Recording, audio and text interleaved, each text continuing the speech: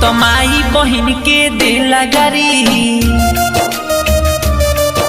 तो माई बहिन के देला गारी, भाई भाई कह के पोल्हावेला। एगो हवे करे जी नंबर 1, एगो हवे करे जी नंबर 1, सरवा सबके गरियावेला। एगो हवे करे जी नंबर 1, सरवा सबके गरियावेला। तो माई बहिन के देला गारी।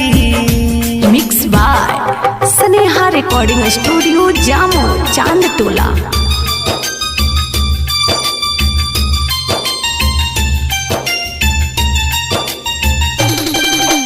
डीजे मनीष रक्सौल।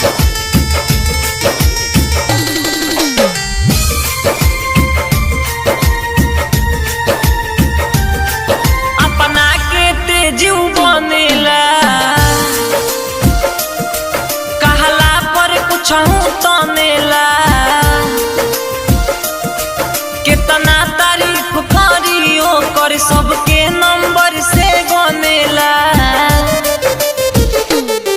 केहू के नहीं छोड़ताऊ, केहू के नहीं छोड़ताऊ, नहीं रहन वो कर भावेला। एगो हवे करे जी नंबर 1, एगो हवे करे जी नंबर 1, सरवा सबके गरियावेला।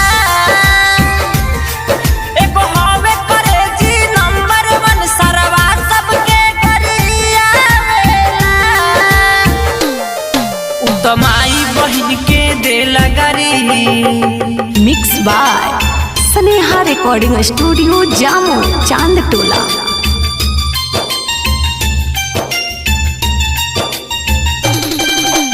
डीजे मनीष रक्सौल।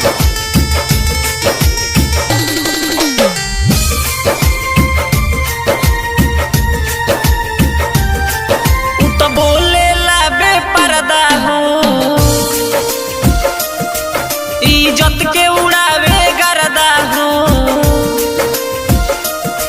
अब छोड़ब ना हम ओकरा के, ओकर पूरा क देब श्रद्धा हो। कहे गोलू सुजीत सुदर्शन, रितेश बलम में कहेला, सब मिलजुल के समझावेला। एगो हवे करे जी नंबर 1,